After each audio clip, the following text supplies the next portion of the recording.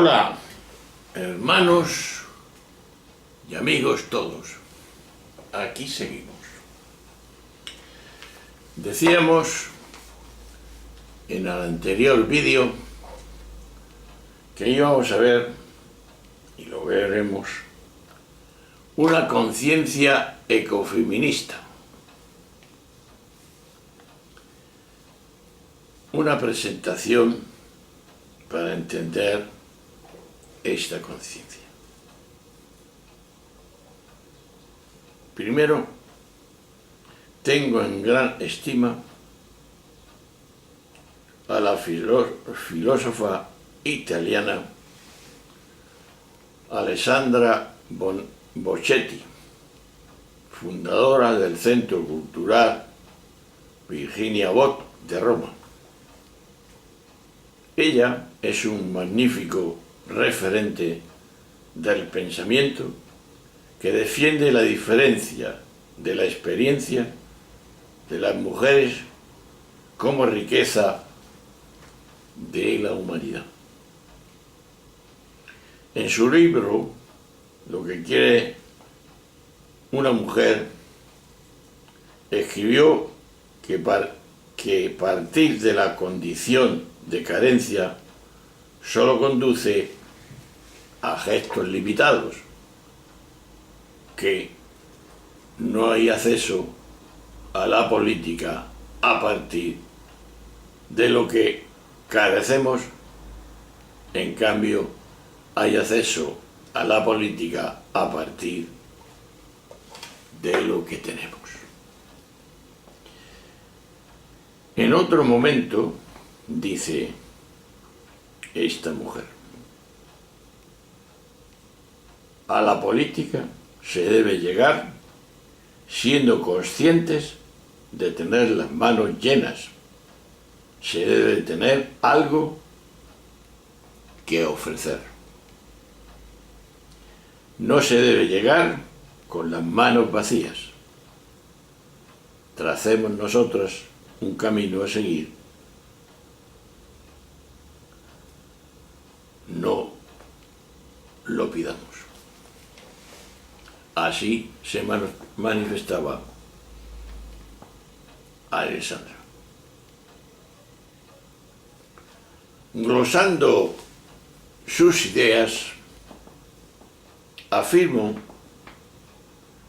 que tampoco hay acceso a la palabra, ni a la escritura, a partir de lo que se carece, sino a partir de lo que se posee, individual y colectivamente. Este pensamiento me sirve como sistema de referencia y me permite realizar mis comentarios desde lo que poseo.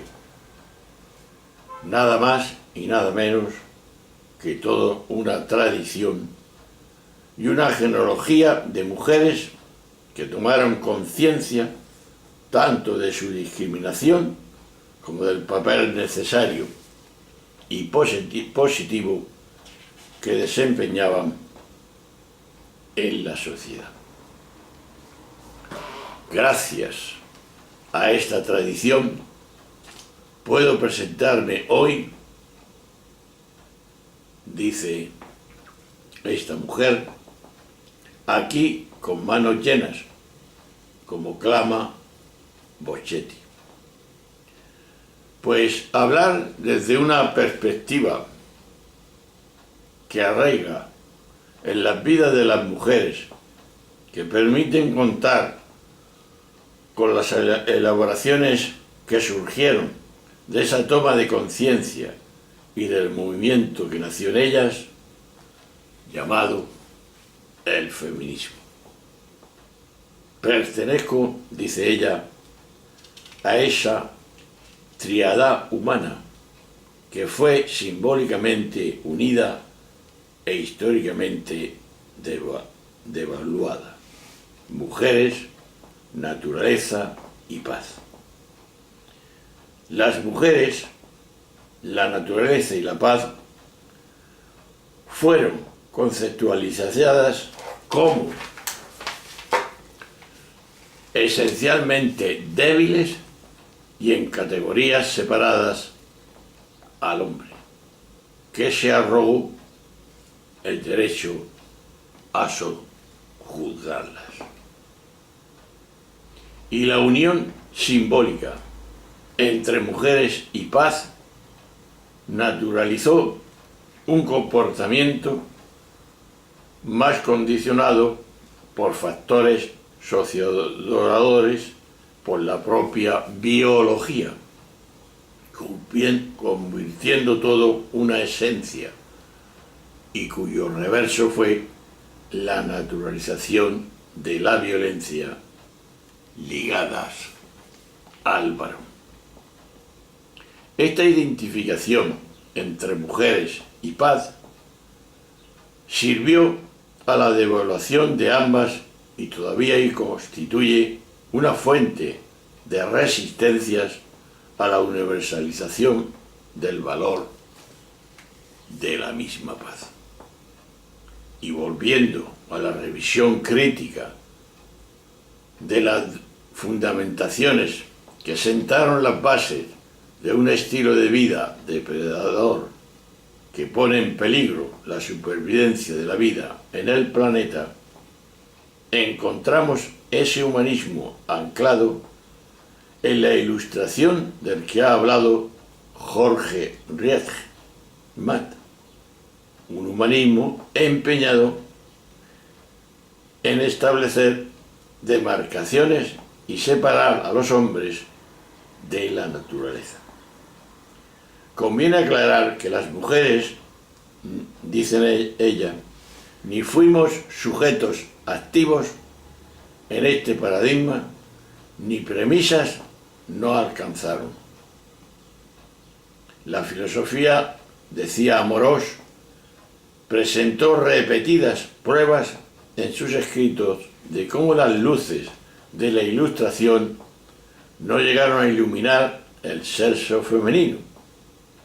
Hubo autores que definieron la inclusión de las mujeres, pero las ideas igualitarias de Bolley, de Barré, resumidas en la afirmación esta: la mente no tiene sexo, se perdieron en el camino frente a las opuestas y bien conocidas ideas de Rousseau. La naturaleza misma fue concebida como femenina.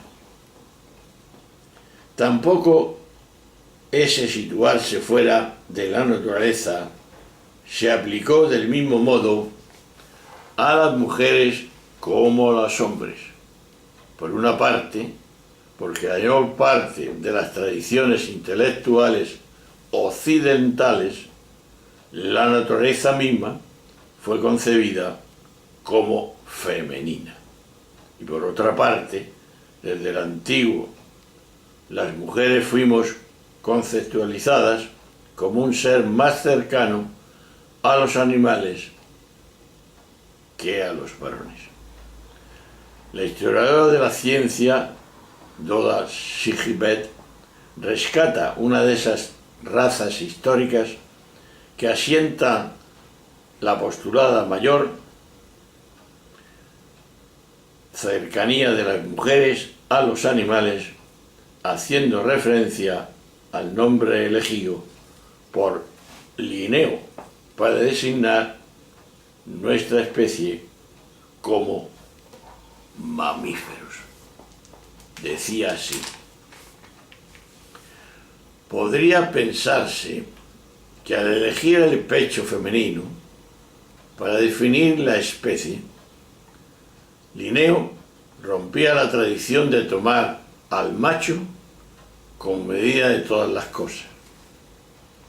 En la tradición aristotélica, la hembra había sido considerada como un macho deficitario, un error de la naturaleza. Ya lo decía Aristóteles, concediendo el honor a las mamas de representar a la clase superior de los animales, asignaba un nuevo valor a las hembras. Sin embargo, en el mismo volumen en el que Linneo traducía el término mamífero, introducía también el de Homo sapiens para distinguir a los humanos del resto de los primates. Puesto que el hombre se había distinguido tradicionalmente de los animales por su razón, animal racional. Desde el punto de vista histórico, el término sapien era significativo. Así pues, puede decirse que en la etimología de Linneo, una característica femenina, las lactíferas, ligaba a los humanos a las bestias, mientras que una característica tradicionalmente masculina, la razón, marcaba su separación. Revisando la historia de la ciencia, es posible afirmar que los grupos humanos de culturas no hegemónicas, la naturaleza y las mujeres no fueron bien tratados. No es extraño que las filosofías feministas, a partir de los años 80 del siglo XX, realizaran una impresionante labor crítica de la ciencia al uso, y no solo por esa postulada cercanía de las mujeres a los animales, sino por nociones que vienen de antes de Francisco Bacon, el padre de la ciencia moderna. Bacon concibe el conocimiento como poder y habla de una ciencia en la que la mente masculina persigue dominar a la naturaleza femenina. Y aunque es cierto que, como ha señalado Evelyn Ford-Kelech, leído en profundidad, también afirma que la naturaleza solo se puede dominar obedeciéndola.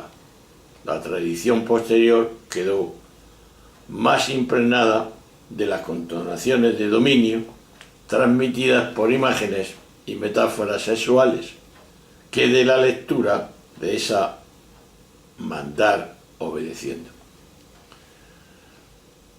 Los sesgos sexistas que impregnaron las teorías científicas aún confortan las capas más profundas del canon que se transmite como digno de ser conocido. Pero no solo hubo crítica. El ecofeminismo propuso modelos, visiones alternativas y sacó a la luz prácticas existentes más armónicas y respetuosas con los seres vivientes. Madame Silva, una de las autoras más significativas de esta línea de pensamiento, escribió sobre la importancia del trabajo de las mujeres de lo que en tiempo se llamó el tercer mundo, defendiendo la supervivencia. Dice que ellas situaron en el centro de la historia humana el interés por la vida, al recuperar las posibilidades de supervivencia de todas las formas de vida.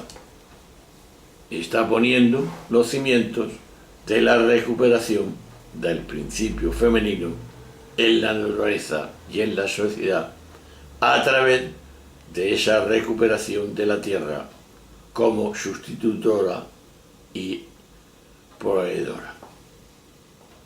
Anna Blom y Cristina Carrasco y Elena Grau, en un escrito de diálogo entre el pensamiento ecologista y el pensamiento feminista, recogían de Shiva el canto de la vida de las prácticas de las mujeres pobres del sur y añadían: en resumen, tanto ellas como nosotras propugnamos algo sensato y no necesariamente y demasiado complejo, más bien de voluntad política, apostar a fondo por una vida en armonía con el ecosistema, la única vía posible para que toda la humanidad actual y futura podamos vivir plenamente y dignamente.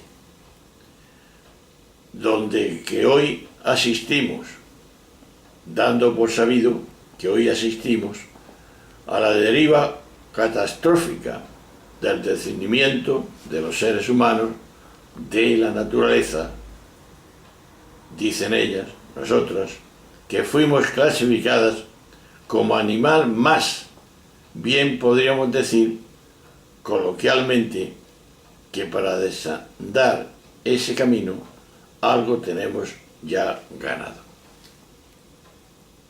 Y pregunto, ¿no habríamos de conceder mayor autoridad social e incluso tomar como guía las voces sugeridas de la conciencia ecofeminista? Sigamos. La radical y común vulnerabilidad humana. Otra pregunta que hacía Jorge era: ¿cómo respondemos a la finitud y a la vulnerabilidad humana? De inmediato me viene a la mente que de este grupo humano que conformamos las mujeres, decían ellas, hemos respondido a la vulnerabilidad humana de una manera muy sencilla y práctica. Respondimos con el cuidado. De nuevo, la tradición de pensamiento hegemónica fue nefasta al concebir al ser humano como un ser con uso de razón, es decir, considerarlo como tal a partir de los 7 años. Antes era a esa edad cuando decían que ya no tenían ni uso de razón, saltándose los primeros años de la vida, los periodos de enfermedad y vejez, las etapas de dependencia y vulnerabilidad que emergen a lo largo de la vida. Se concibió al ser humano como ser autónomo, que piensa, ignorando su corporeidad y la fragilidad constitutiva de ser que nace dependiente, incapaz de sobrevivir por sí mismo y sometido al riesgo constante de contraer enfermedades y de ser limitado, morir. Ante la vulnerabilidad individual, las mujeres respondieron con el cuidado, con lo que Sarah Rushdie, en el año 1989, llamó trabajo maternal o maternaje, parte importante de ese cuidado. De ella aprendimos que del maternaje emergen capacidades cognitivas, actitudes, virtudes y creencias que conforman un tipo de razón modelada por la responsabilidad y el amor, y no por el distanciamiento emocional, la objetividad y la impersonalidad.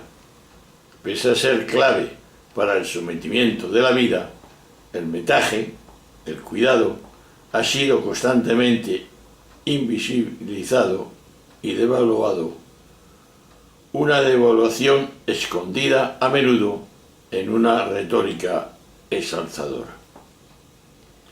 De aquí quienes lo practican saben que exigen coraje, resistencia cotidiana, persistencia, voluntad e inteligencia. Y aunque mayoritariamente ha sido un trabajo realizado por mujeres, madres o no, puede ser ejercido, y de hecho cada día lo es más, por hombres que también cuidan. Lo importante al destacar es que respondan a la vulnerabilidad con el cuidado. Transforma la vulnerabilidad biológica en algo significativo socialmente.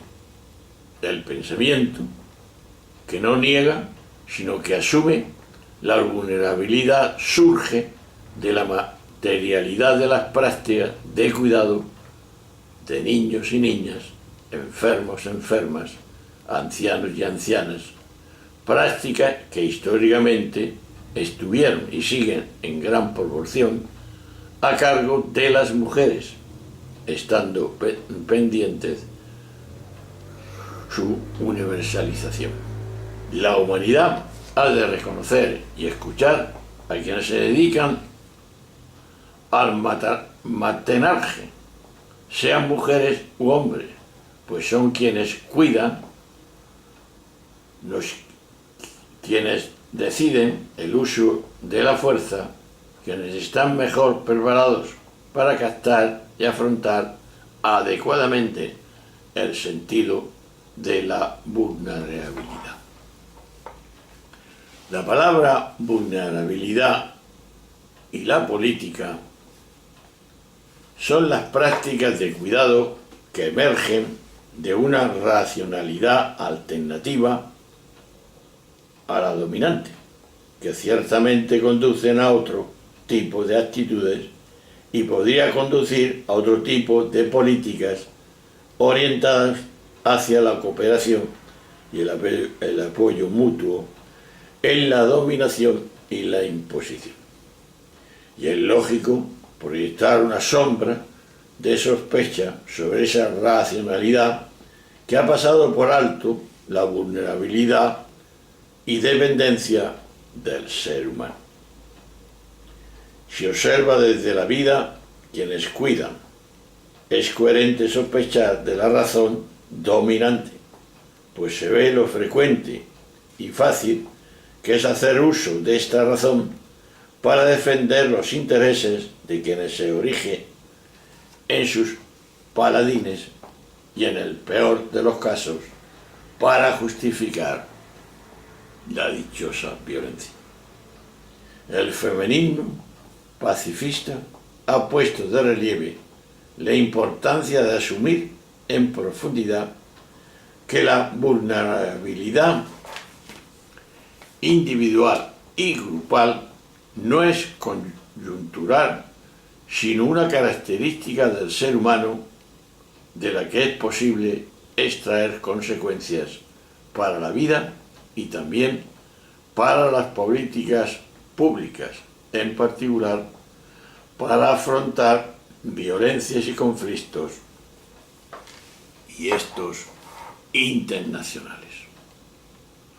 Sarah Rudit, Carol Cott defienden la importancia de asumir la vulnerabilidad humana para generar pensamiento y políticas de paz.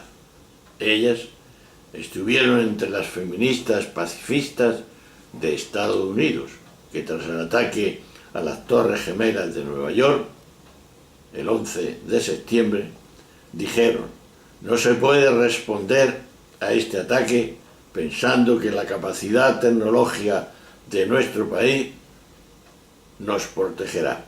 No se puede responder de la prepotencia tecnológica con bombardeos y drones asesinos. La prepotencia tecnológica no tiene nada que hacer ante un ser humano decidido a inmolarse por una causa. La respuesta inteligente, dijeron, ha de partir de asumir la vulnerabilidad humana, la suya y la nuestra, y a partir de ahí generar políticas de acercamiento, de desescalada de la tensión, confirmar más la diplomacia y la cooperación entre pueblos y culturas, y asumir la vulnerabilidad como cuestión clave. Otras, como Marte Alberto Fenima, defienden que incluso para el logro de una respuesta del Estado hacia una sociedad más justa, la vulnerabilidad es una categoría más potente que, dicen ellas, que la igualdad. La asunción de la vulnerabilidad no empaña el valor de la vida. ¿Por qué insistir en que somos los mortales cuando podríamos decir que somos los nacidos? Siempre la muerte por delante, siempre dando más fuerza a quien tiene capacidad de matar que a quien tiene capacidad de dar la vida. De nuevo la crítica a pensar que ha orillado el importante papel de las dadoras de vida, un pensar más centrado en los conceptos abstractos que en los cuerpos concretos. Hay circunstancias en las que se pone de manifiesto que las grandes palabras, los absolutos, van en contra de los seres humanos de carne y hueso. Y estoy pensando en casos de los que para defender los derechos humanos se llegó a bombardear a seres humanos.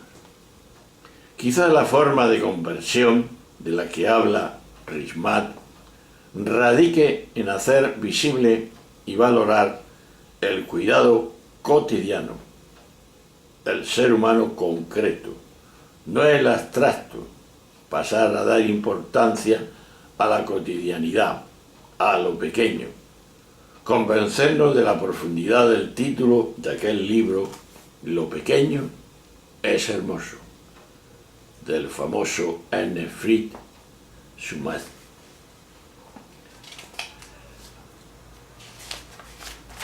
Y por último, un humanismo relacional.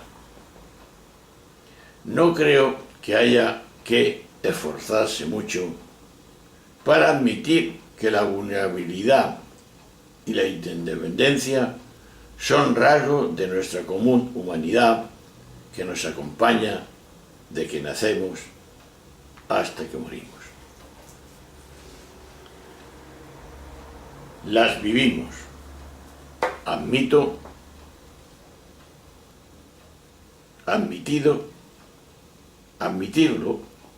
no es una redención. Podemos ganar ser cuidados y el cuidar. Recuperar esa dependencia nos hace poner en el centro la relación. Los lazos nos recuerda que somos, a través de la relación, somos seres relacionales, para los que el apoyo mutuo y los afectos importan. No somos átomos individuales que llevan unas vidas miserables persiguiendo el éxito. No. Hablaba Jorge de descentrar el humanismo del ser humano, y de nuevo hay que decirlo, el humanismo ha descentrado, el humanismo ha de centrar, es el que ha puesto en el centro al ser humano, varón, blanco y de clase media. Lo que necesitamos ahora, y esto es muy importante, es introducir ese humanismo a los humanos excluidos y también a la naturaleza. No como elementos aislados, sino enfatizando la importancia de la integración de la relación. Por eso, en vez de humanismo descentrado, o además de este, propondría un humanismo de relación, relacional. Un humanismo que no nos homogeneice, que no cabe con la biodiversidad ni de la naturaleza ni de los humanos. Muchas mujeres están viendo cooptadas por la cultura dominante, por el modelo de varón dominador. Y es que no somos mejores que los hombres, somos tan consumistas y responsables como ellos del deterioro de la naturaleza. Pero haber sido excluidas de la toma de decisiones y socializadas por el valor del cuidado, hemos generado una forma de priorizar que conforma un paradigma propio, visiones más respetuosas con la naturaleza y también contrarias a la misma guerra. Ahí está el ejemplo de las que se reunieron en La Haya en el 1915, mientras que los hombres de sus países estaban matando. Ellas proponían medidas para lograr una paz permanente. Es la tradición feminista donde anida lo que podemos ofrecer un bagaje de pensamiento, un paradigma propio. Hay que escuchar a las mujeres y no solo mirarnos como víctimas, sobre seres con emergencia, y tenemos una palabra que ofrecer. Y finalmente ya voy a referirme a la orfandad. Hablaré ahora desde la subjetividad de mi propia experiencia, dice ella, como huérfana tras el reciente fallecimiento de mi madre. No por un afán autobiográfico, sino porque la verdad siempre es encarnada. Preguntaba Jorge, ¿somos capaces de vivir como buenos huérfanos, modestos y compasivos? Puedo decir que la pérdida de las vidas que me dieron la vida me hizo pensar en otras pérdidas. La pérdida de la infancia, de la juventud, de la belleza, en algún caso de la salud. Es posible que en esa orfandad vital haya algún elemento que nos una y que nos ayude a salir del sentimiento de pérdida. Puede ayudarnos a asumir la orfandad al ver crecer las generaciones que nos siguen, sean hijos o nietos propios de otros. Tal vez pueda. Tal vez pensar en las siguientes generaciones y proyectar en ellas un sentimiento amoroso pueda permitirnos salir de una cierta desesperanza y dar sentido a nuestro estar en el mundo, para dar sentido a seguir cuidándonos y cuidando el planeta que nos ha sido dado. La orfandad nos coloca ante el misterio del sentido. Creo que sí, Jorge, que somos capaces de vivir como buenos o huérfanos modestos y compasivos. Pues bien, aquí termina toda esta serie y nos preguntamos, aunque sea largo este vídeo, y con este terminamos, por no hacer otro, con estas preguntas que es cuestión de reflexión. La primera, ante la realidad de mi propia vulnerabilidad y finitud, ¿cómo afronto la vida y cómo me relaciono con los demás? ¿Lo hago desde el cuidado o tal vez desde la imposición y el dominio? Segundo, la cosmovisión y la idea de progreso occidental, que es la capitalista, la colonial y patriarcal, nos ha llevado a una profunda crisis ecológica y social. En mi día a día, y esta es la pregunta, qué tipo de acciones llevo a cabo para poder revertir el modelo imperante. Tercero, ¿qué valores debemos potenciar y poner en común para cambiar la nación hegemónica y de carácter antropocéntrico? Cuarto, ¿cómo me sitúo respecto a la naturaleza y el resto de seres que comparten conmigo coexistema?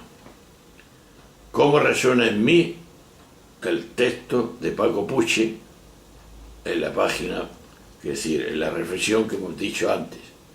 ¿Qué hago para llevar una vida buena y una buena vida? Y terminando, ¿veo realmente el mundo como santuario y actúo consecuentemente como guardián o guardiana del mismo? Sexta, esta reflexión afirma que la prueba del humano es tener el poder y no usarlo, poder dominar y no hacerlo. ¿Cómo me sitúo ante esta prueba de conversión? Y por último, ¿qué aporta el ecofeminismo a este nuevo y necesario paradigma del humano y cómo puedo integrarlo en mi vida? Pues bien, hermanos, esta reflexión hecha desde esta dimensión, despertemos, salgamos del sueño para que exista un humanismo humano y no descentrado. Si queremos saber algo sobre la desigualdad entre el hombre y la mujer, yo hice unos vídeos hace ya tiempo de un estudio sobre, desde la creación hasta nuestros días, esa desigualdad, cómo se ha dado y por qué se ha dado. Mirado bajo la filosofía, mirado bajo la religión y mirado hacia lo civil, lo ético. Si quieres saber más sobre esto, en la diferencia entre el hombre y la mujer, que según el pensamiento de Dios somos iguales, pues lo tienes en fácil. Tienes que entrar, eso, igualdad entre el hombre y la mujer. 1. Y así sucesivamente unos 10 o 14 vídeos. Que aprovechen, despertemos del sueño para que nuestro pensamiento sea luchar por un humanismo no descentrado, sino centrado en la presencia del hombre, en la presencia de la mujer, creados en igualdad ante los ojos del Creador. Un abrazo muy fuerte, hasta la próxima, que nos veremos. Adiós.